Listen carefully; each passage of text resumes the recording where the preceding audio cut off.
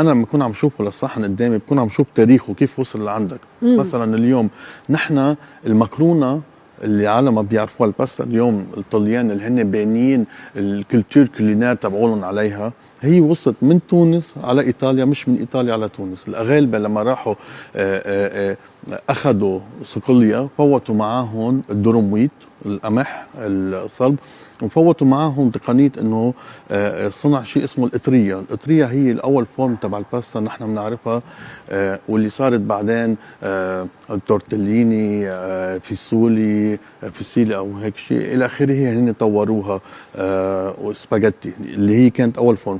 دونك انا اليوم ببحث بتاريخ الطعام وبخبر عنه وبحكي عنه، وانا بشوف انه تاريخ الطعام الاكله قدامك هي الرفلكت الحضاره والثقافه والهويه. اليوم الفرنسويين والمكسيكيين واليابانيين والايطاليين واللبنانيين حضارتهم قايمه على الاكل وثقافتهم، بانين دبلوماسيتهم الناعمه على الاكل تاعولهم. انت بتروح على ايطاليا تاكلي بيتزا وباستا، بتروح على فرنسا مشان تاكلي كرواسون مع انه مش لهم هو نمساوي وتاكلي اكل فرنساوي وباجيت، بتروحي على المكسيك تاكلي تاكوس وبوريتوس الى اخره هالامور، بتروح على لبنان تاكلي شاورما الى اخره، وما بتفكري انك تيجي على تونس مشان تاكلي المطبخ الغني اللي عمره الاف السنين، المطبخ التونسي.